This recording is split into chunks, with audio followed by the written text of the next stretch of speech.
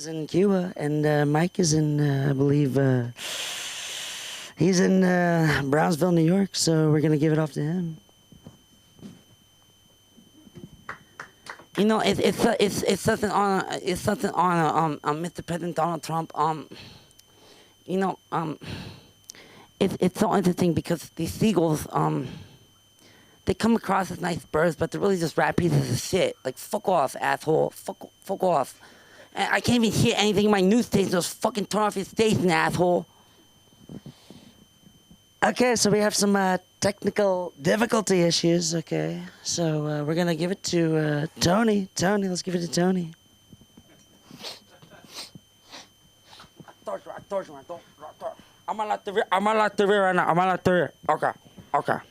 So me and Mike Tyson, all right? Me and Mike, I got to deal with the cigarettes, okay? I got kilos of cigarettes. I got to deal with the cigarettes. In fact, I got more keys than a janitor. But I can't even hear shit either, so, hey, don't fuck with me, man. I told you, no women, no pigeons. Don't fuck with me. Now, fuck you, man. Look at you now, okay? Yeah, folks, so, yeah, we got a little bit of technical difficulties, but luckily for Elon Musk, we have Starlink. We love Starlink, right? He loves spaceships. We're gonna fix this problem, big problem, huge problem. But again, we're gonna build a huge wall around the seagulls, and they're gonna pay for it. We're gonna make the seagulls pay for it. And, excuse me, that's another fake news media outlet. And, sit down, you're being rude. Sit down.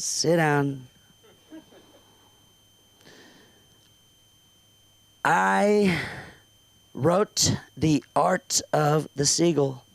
The Art of the Seagull, the #1 bestseller, Art of the Seagull.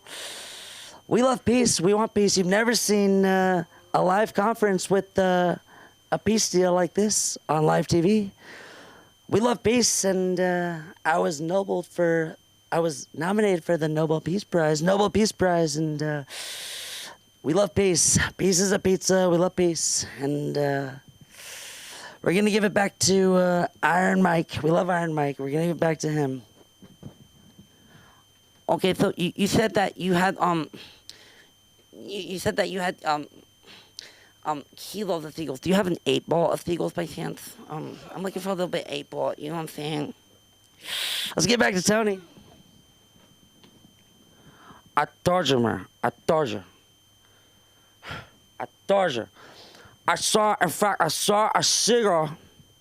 I love seagulls. These seagulls. I saw them on the bridge. I'm in Cuba. By the way, there's nothing you can do that Fidel Castro hasn't done to me, Mr. Donald J. Trump. I saw the seagulls. They were sucking, fucking, snorting. And the seagull was giving birth, right? I saw the seagull giving birth. The seagull, the womb was so polluted. Because the seagull kept eating my trash. They ate my food. They ate my food through the bag. And speaking of bag, the seagull has got a bag for a belly.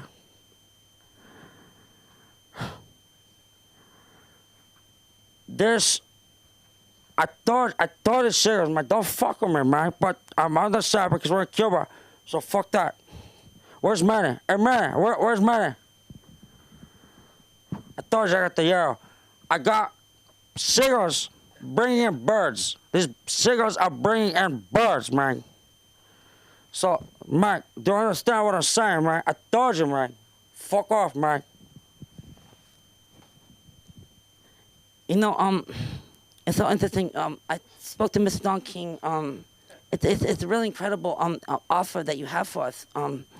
You know, it's just these pigeons. They mean so much to me. And the thing is, like, I have 200 pigeons and myself, and we can really peek-a-poo your ass, and I just don't want to do that. I don't want to fuck with nobody. So, we're gonna give it back to Mr. President Donald Trump. Yeah, folks, you know, I could shoot a seagull on Fifth Avenue, and I would not lose any voters for my third term. I could not be prosecuted. I would not lose any voters, and not any pigeons. And I'm gonna give it one more time back to Tony Montana. Okay, so I told you I got those at the Seagulls. And I want you to know this. You're never going to see a bad guy like this again. So say goodnight to the bad guy. Because of the bad guy coming through. So say goodnight. My name is Jake Reynolds. I love you, Los Angeles. Thank you very much. California love, baby. Peace. Hell yeah. Thank you on social media.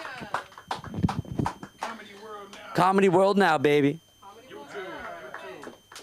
Keep it going for Jake Reynolds, everybody. You're on Comedy World Now. Do you want to tell us about that or no? You just want us to look it up? Yeah. Oh, okay. It's the shit, baby. It's the shit, baby. Where are you guys from? Florida? No, you can answer from there. You go- Compton. He's from Compton. Okay, his time's up. And give it up for, what's his name? Jared Reynolds. Jake Reynolds. I love it. I love it. That was amazing. Is it your first time here? Debut. Welcome to the LA School of Comedy. Stand up. Oh my God. Put your hands together. That was amazing. I'm so glad that you came here. My first time doing stand up was here too. It's a very special place. It's a very special place. What's your name? Grant. You're not performing. You're like his guy. Management. Yeah, he's like, he has a Bluetooth device on. Like, he's very, I know, you did this bit earlier. He did this bit. Okay, and the best part, wait, is someone at the door? Okay, yeah, no, it was a distraction technique I did to move on. No, stop. Okay, I'm so excited to bring up this next comic. You know him, we love him. The very talented, very funny, one and only Lee Shorts, everybody! Let's go!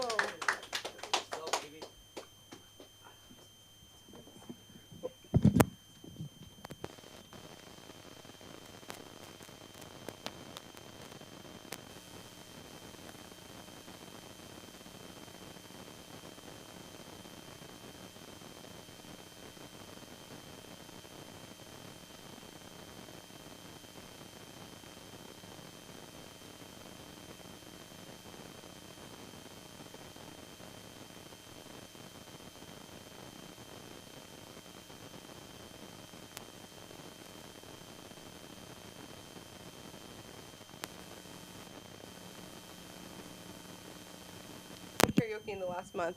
Okay, everybody, and we are back on and live from 1035 Santa Monica. Put your hands together for Lee Shore! All right. Thank you. I appreciate it. But I just want to set one thing straight. I love my girlfriend, just not when I'm with her. So right now, I'm here, she's there, and she agrees with this. And we're loving each other right now, this moment, right before you. Can you feel it? Can you feel the love? I can feel the love. We worked it out. But what I don't love is, lately she's telling me she used to love being alone and away from me, by herself. And I said, that's hard because, I had a rough childhood. Just give me a break, okay? My mom would lock me in the basement or closets or whatever she found, easier places. Then she put me in the basement, she let me up, and she said, I'm not going to do it again. Well, I might, but, I was going to do the closet, but your brother was in there. It's all, next time. And then, I was a lonely kid. I couldn't even make imaginary friends, honestly. And it's harder than you think, actually, because you have to be delusional as a child, actually. And one time I did make one, for a day, and he's like, I don't want to play with you because you're not in touch with reality. So it's a lose-lose for me. How's that work? And then my parents make fun of me a lot, which was okay because they said they were hardening me up for bullying, But I think they just want to make fun of me, and they just enjoyed it. It's like an easy target.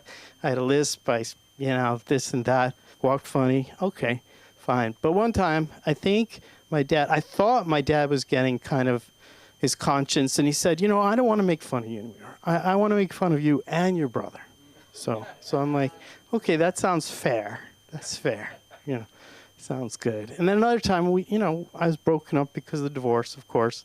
Mom came in and she said, I know kids blame themselves for the divorce. And I want you to know it wasn't just you, it was you and your brother. And I'm like, oh, that makes me feel thanks. And then I was a slow talker. I took a while to talk. And then eventually, I said my first words as a teenager. And my mom said, that's enough out of you, all right? And I ran to my room and stormed off, and there I was a rebellious teenager. So, but I went on. Just, I deal with it every day. But, all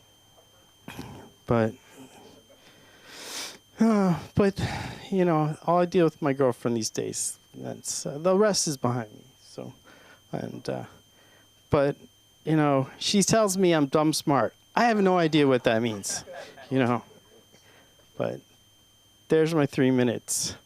But I go on. Okay, so she says dumb smart. As I said, I don't know what that means. And she's like, okay, I'll make it clear for you.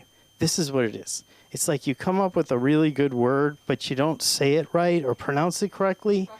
And like when you were stuck the other day, and she said, here, you try it again. You remember what the word is? And I said, yeah. It was sadomasochistic.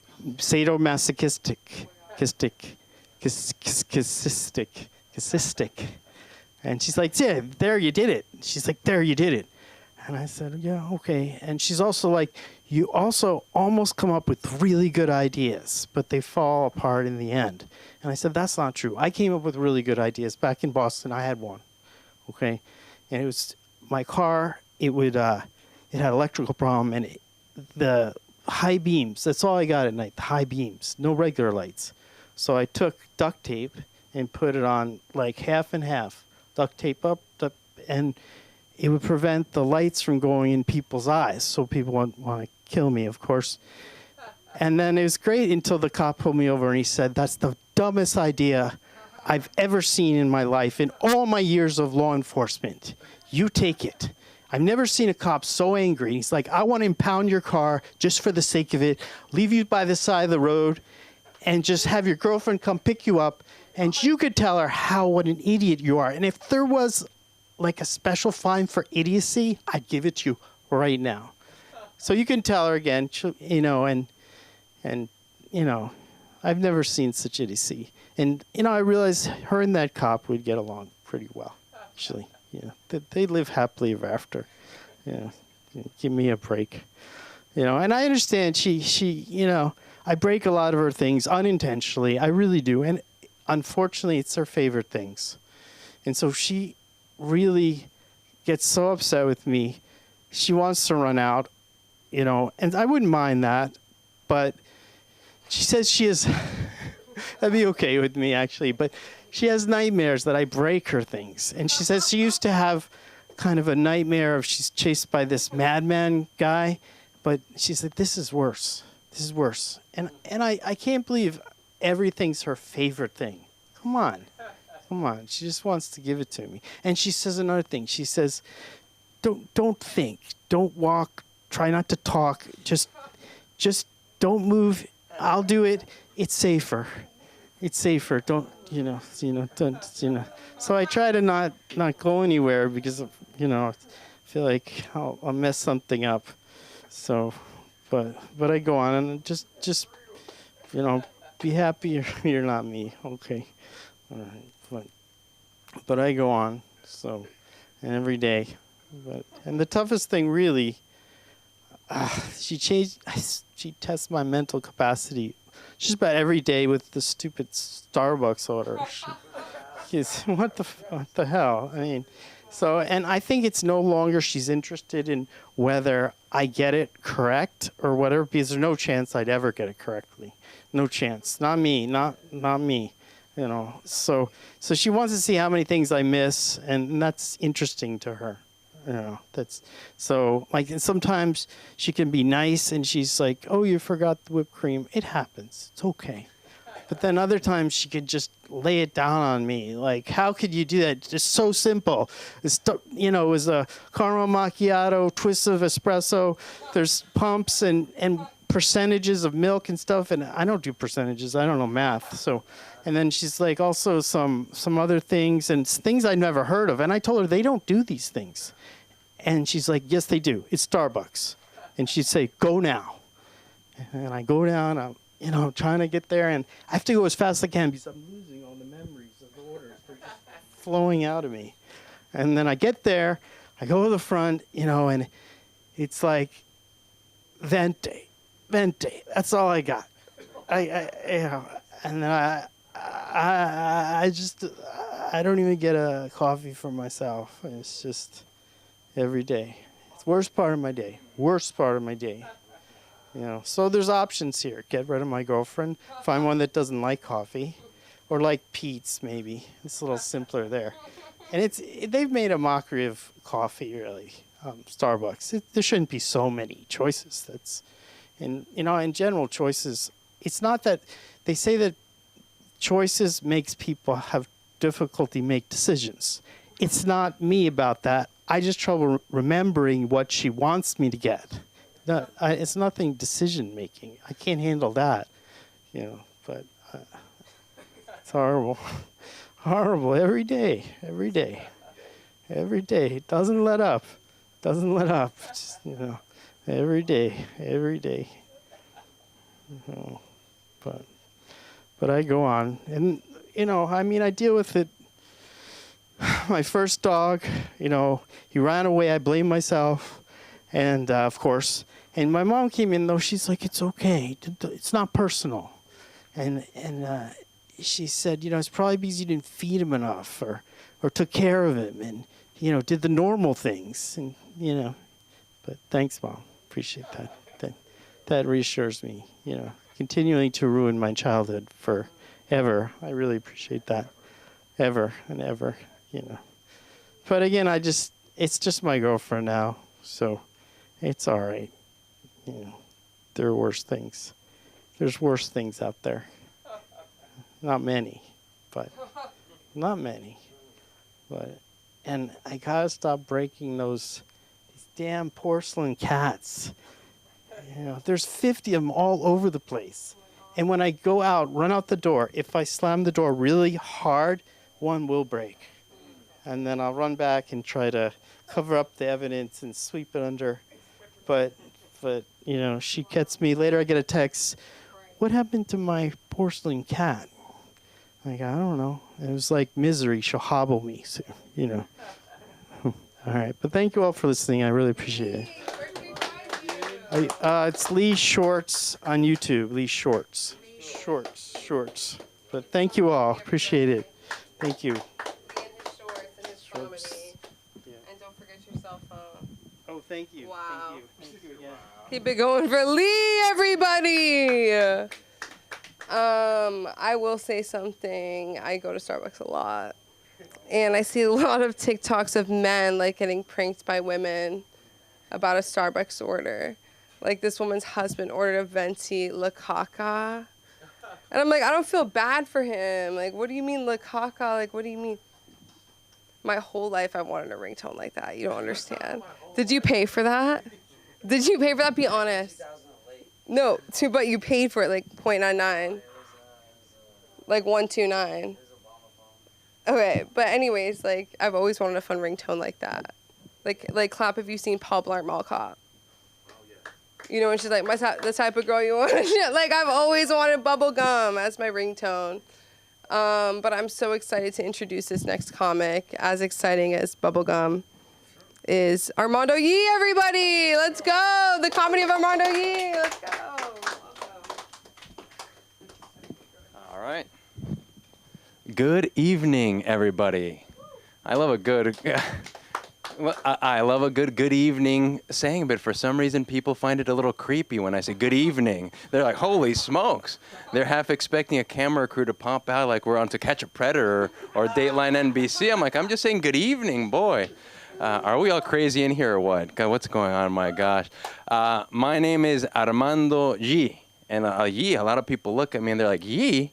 You don't look like a Yi. What is that? That ain't Mexican. That is Chinese, Korean, Filipino. I'll tell you, it's Chinese. I'm Mexican Chinese. Mexinese. I'm actually a Mexinese.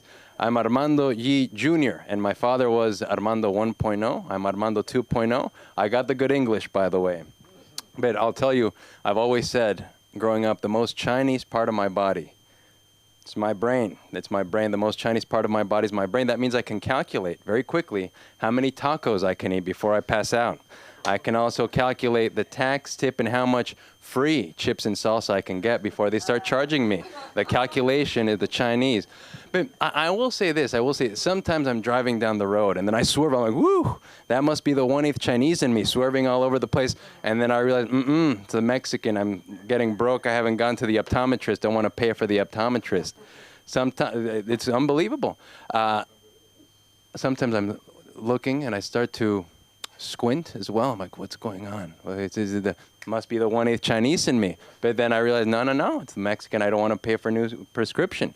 The worst is when I get the itch to go gambling. I get an itch to go. I'm like, I need to hit the poker table. Must be the 8th Chinese in me. Then I realized, no, it's the end of the month. I'm Mexican, need to pay rent. So there we go. Now, I got to tell you, this whole ICE situation is getting out of hand. And I got to tell you, ICE I feel like lately I've been having to announce more and more that I'm a U.S. citizen, more than ever before. I walk into a Target and I say, relax, everybody, don't worry, I'm a U.S. citizen. I'm not here for jobs, I'm here for socks. Speaking about Starbucks, when I'm ordering my medium latte, I'm like, good evening. I'll take a grande latte. My name's Armando, and I was born and raised here, by the way. Yes. Now, here's the thing. Being a U.S. citizen, it comes with a lot of great perks, but the other thing that I will mention is that getting your rage out happens on self-driving. I love self-driving cars because I can just unleash my rage on self-driving cars. I beep, F you, flip off the self-driving car. There's no driver. So you can just let go of all the anger, all your emotions at the self-driving cars and know that it's not going to get offended because you flip it off. And the worst thing that the self-driving car is going to do, it'll be like, boop, boop, boop, boop. Did that guy just call me an effing toaster? Or if it's a sophisticated computer, it'll be like you get angry, the self-driving car cuts you off. You're like, beep. You lay on the horn on the self-driving car because you know there's no driver there. You're like, beep, F you. And all of a sudden, the self-driving car's like, beep, beep, beep. It gets intelligent on you, and it gives you your BMI, your body index rating. It's like, based on your body mass index, is this anger good for your high cholesterol? Or beep, beep, beep, is this anger good for your pre-diabetes? I'm like, no. But I love self-driving cars. I'll tell you an incident that happened to me. Have you guys all seen the self-driving cars, the Waymo? The Waymo? Waymo cuts me off, and I'm like, whoa, what's going off here? I don't know what to react. I honk, I pull up next to the self-driving car. The window rolls down, and all of a sudden I hear a voice saying, learn to code from the self-driving car. I couldn't believe it. My God. Lastly, speaking about, there's different types of, different culture differences between the Mexicans and the Americans. Good evening gets me, but even good morning. Now I say good morning here in America, and people look at me like I insulted them. Like, good morning. They're like, I just said an insult. It's just a good morning. In Mexico, saying a buenos dias, good morning, that's seen as a polite thing. Here in America, good morning is almost like a red flag. It's like, whoa, what's going on? People are getting on their phone right away, starting to look at ChatGPTs like, how do I get a restraining order against this overly polite guy? Seriously, what is happening to our beautiful nation where we can say a nice good morning to people? A good morning isn't just, but it's for some reason here in Mexico, a good morning, it's a nice warm greeting. You say, oh, that's polite. Here in America, if you're overly warm, you're going to get an email from HR, Human Resources, by noon. I'm not even kidding. You can't be overly too warm. I'll mention this. I was able to beat a condition called IBS. How many of you know IBS? Irritable bowel, baby, not I bullshit. That's something else. I'm still trying to overcome. But IBS, it's when you want to go to the bathroom at the most inopportune of places. And it hit me at the worst place where you can imagine, the Six Flags Magic Mountain. Oh boy, hundreds of thousands of people using that bathroom. And I got a little IBS kicking in. I said, no, why here of all places? You walk into the bathroom of the Six Flags Magic Mountain, having to go number 2, obviously, and it's exactly what you expect. Toilet paper on the ground, stalls without doors, smears of crap all over the place due to, and then you look at the toilet seat, and I don't know if you've seen this, but there's actually toilet seat graffiti etched into the toilet seat. He's clapping. This gets me. Somebody brought tools into the toilet seat to carve into the toilet seat. And it's like, bro, you guys know Banksy? It's like, bro, you're not Banksy, you're Stanksy here. This is ridiculous. You sit on the toilet seat, and then you can feel out like it says, "I love Karen" on your ass. You're like, whoa. If we're lucky, you close the door to the stall, and then all of a sudden you see inspirational things on the back of the stall. It's like, "Si se puede, you can do it." I'm like, oh, I don't need motivation, man. I just need to get through this right now. Luckily, I beat that, and as a kid, I used to love going to Disneyland. Now I just love going. Going is a good day. Now I'm grateful for movements. As adults, aren't we grateful for movements? I'm like, thank goodness, another great day. There was a movement. I pray for success, and then I pray for regularity. Thank you very much, guys. Armando Yi at gmail.com. Yeah, there we go. Matt Gmail. You leave that mic right in that stand. Okay. Give it up for Armando, everybody. Dude, that was fantastic. Is it your first time here ever? Yes. Welcome. Guys, clap if it's your first time. At the LA School of Comedy. Oh my God. Welcome. We're a community. We're comedy. It's so fun. Who? Me? I know. You got to meet the owner. She's not even here right now. She's in New York. Give it up for Sunda Kernquist. I know. She answers. I don't know if you've looked us up on Google, but it'll say 24 hours. And I told her, and I was like, it says 20. And she goes, we are. Dude, you're so funny. That was amazing. And you said Gmail. Are you on IG? Yeah. Okay. Billy Ramirez isn't here tonight, but he would be like, let me help you with your IG or website. We have a lot more characters than usual. Mark's here. He just picked up the phone. I think that's so funny. He's like New York Minute. Like people in New York, they will answer the phone. Like you'd be at the your doctor will be from New York, answer the phone. I don't know, but is this next? I don't know if you're Gabby Gruen. Are you performing? Yes, I am. You're coming on up. Okay, welcome. Put your hands together for Gabby, everybody. Woo! You got the good seat. Good for you. Let me take that seat. Welcome. Keep it going for Gabby. Yeah, you should. It's your time. I brought a prop. Good. We need more props. So, my name is Gabby Gruen. I will be your infotainment. I'm usually the oldest person in the room. What does that mean? I bought a weighted blanket because I get cold easily and have trouble sleeping. I have a condition called what a fucking pussy. So I joined an aging support group. Maybe you've heard of it. 988 Kill Me. I did try to kill myself, but I slipped and accidentally cleaned my gun.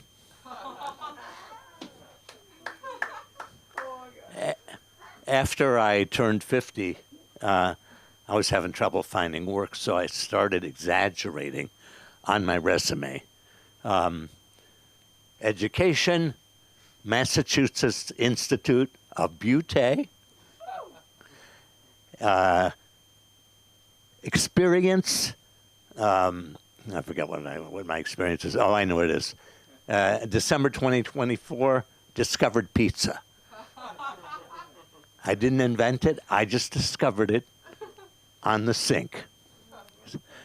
So I brought this book. I wrote this book, The Uniform. It's a, thank you. It's a Holocaust thriller because we all know the Holocaust is a great subject for humor. So my family came over after World War II. I am the son of Holocaust survivors. And, thank you. The nicest thing you can say to a Jewish person is, you don't look Jewish. The most famous Jew in history was Jesus Christ. If I may say, that is a terrible name for a Jewish person. I mean, Jews are ambivalent about Jesus. We don't know whether to claim him, invite him over for lunch, or ask him to schlep his giant cross out of the deli.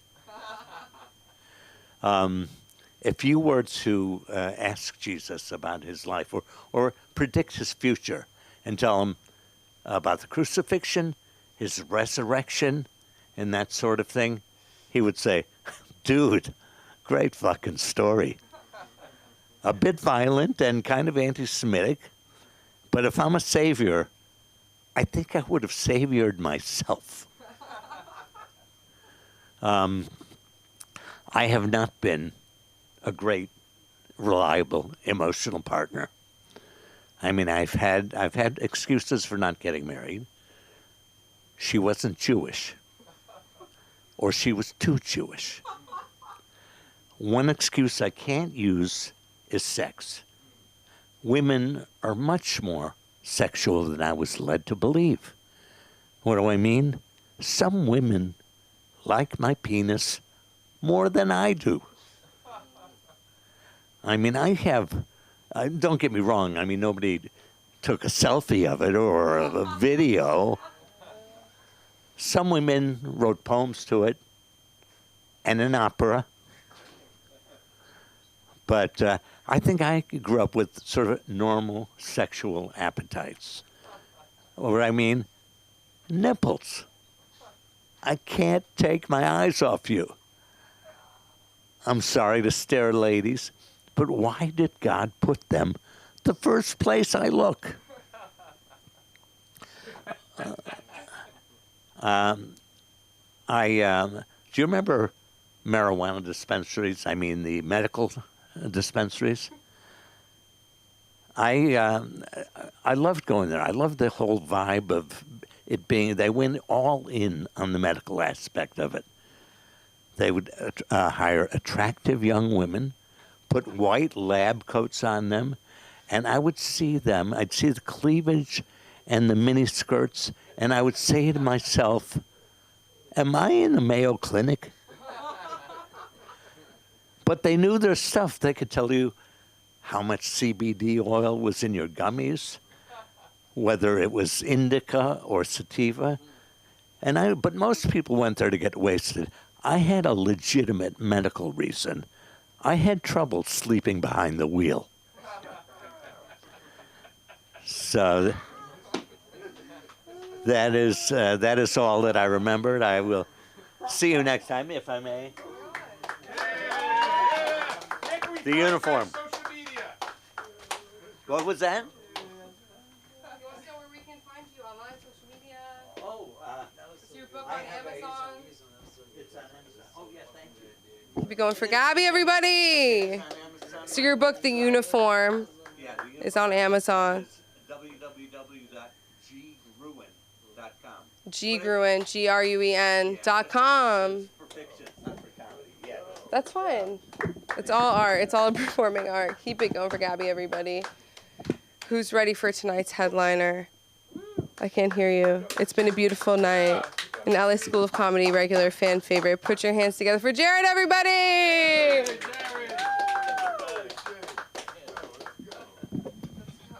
Man, headliner, the pressure's on.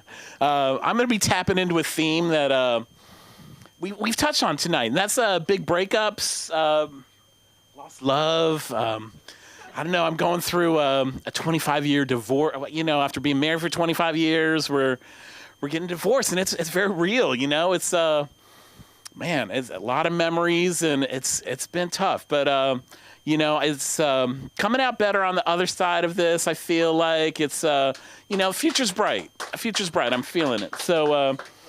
But I can tell you, like, I think, like, being really nice in this relationship, you know, I've learned a lot. So I think I've got to just not be so nice. I think in this relationship, I think I just, like, went above and beyond to accommodate these like demands. And, you know, I don't know, here in LA, we both moved down here about 2 years ago and started a new job at LAX. And she has an art background. And so, you know, between Getty Villa or like some of these other, I mean, LA is a veritable like plethora of artistic opportunities. And you know what? As she was job searching, she decided to, you know, she's like, I think I want to head back onto the East Coast. And I'm thinking like, hey, we've already made it here from Utah to here, the West Coast. We're setting up a new life here. And she's like the East Coast and as in the Middle East. And so, and I don't know, she has this background in ancient art. And so she's like, I found this opportunity in Kuwait. And I was like, what? And so she takes this job working in Kuwait. And you know, there's aspects to me that are just like, oh, you know what? Our love is just knows no geographical boundaries. We can overcome this. And, you know, she's going to find this opportunity and, you know, perhaps like realize that it may not be up to snuff. I think what she was finding out early on was that this, you know, what we take for granted here in the U.S., the equal employment opportunity, like there are certain protections built into employment there. And what she was finding out there is like they fire people without any real warning. It's like real arbitrary reasons. There was a male teacher that touched the hand of a female student. He's gone. And then there was another teacher that just, you know, had a surgery coming up. And so he thought he'd got the requisite approvals to take his time off for his surgery. And he comes back and realizes that there's no job waiting for him. So, yeah, so there were things like that she was telling me. So, yeah, and so she's into this, working. I packed up her bags and sent her on her way. And we're finding out that, you know, well, she's probably going to be coming back here to L.A. after realizing, like, you know, that the fact that people drive like it's Mad Max beyond the Thunderdome out there. They're driving through, like, multiple lanes. Like, just you're feeling like your life's passing before you. And did I mention it's in Kuwait, which is like on the equator? It is like the sun is like beating down on you like 100%. Like it's like lasers like traveling through you, just cooking you up. So, you know, and did we mention that? Yeah, we're two Mormons. You know, she's from Utah. I'm from the East Coast, but we, you know, we had 3 kids together. We had a lot in common, good things. But, you know, I think, you know, over the course of this experience, you know, I was looking at potentially going out there, but then, you know, I was finding out about conditions working in Kuwait, working in the Middle East. Like, yeah, it's like you're getting sunbaked there. And also, like, the fact that they don't have, like, safety standards like we have here in the U.S. Like, you hear about crews of people being, like, really sent to their death when they're, like, placing concrete. And did I mention a lot of these people, like they're taking their passports away from them as they enter the country. People living on little to no food, but I don't know. And not that I could do without probably a little less food myself, but I don't know if I was ready to take that on. But she said, you know, I was like, hey, perhaps I should travel out there. I've had good luck in the past, just like making networking with companies, handing out resume. And she was like, no, you just stay put there. Just send your resumes through the web portal. And I think something will come. And then, and did I mention that she had me buy this? Well, she was like, I think we should be more of this international family. And by so doing, like, we should buy this house in France. Like, it's a townhouse in southern France. And I'm not saying this to brag because, like, I knew, like, in agreeing to buy this place, I was like, I don't know, it went against every, like instinct to just say, no, we can't do this. But, like, I'm a nice guy. I'm just like, hey, this could help sustain the relationship. It makes sense to have a place in France where we can gather, where our kids can come. And again, I'm not saying this to brag because it was like if there was anything that went amiss, like financial devastation. And being nice, it's like, you know, and essentially it's kind of decimated our family now. We're all kind of spread out. I've got 2 kids in Utah who are college students, then one on the East Coast, and who's a working professional. But I think, yeah, and I've got to give my wife props for being a good mother to them. She's been really good, and we have a lot of great memories together too. But and then she also had this, when she took off to Kuwait, she was given this prominent contact within the government from her university. They said, hey, if anything comes up, like, you should reach out to this individual. And, I said, hey, Catherine, we should use this guy to help me find work out there too. And she was like, you know what, like, let's not use that favor on that, on you finding a job here. Let's hang tight on that. So I don't know. It's reached a point where, like, eventually I think she just, like, fell in love with a colleague of some kind, but, like, ultimately, yeah, nothing shocking there, but, like, I don't know what's transpired. Like, I have no taste for croissants at this point, or, like, no French food. Like, I really I think can abstain from that for the next long while. So, no, I'm just grateful for, like, life here in LA. I feel like I've been able to be a part of the fine arts. Here I am, like, standing up. I'm getting up. I had an experience, like, being like a young child actor, working on Romper Room. So back in the day, back in the early 70s. So it's been like a long, like, hiatus from being a part of the performing arts. But you can find me under JT Springer on Instagram, and looking to make this happen. You've all been a great audience. Thank you so much. Yep. Keep it going for Jared, everybody. Keep it going for child actors, and keep it going for Hollywood and yourselves. Comedy is a performing art. Let's keep it going. We're here Monday, Wednesday, Friday. We have comedy classes actually 24/7. Somebody emailed us, do we do remote? We do remote.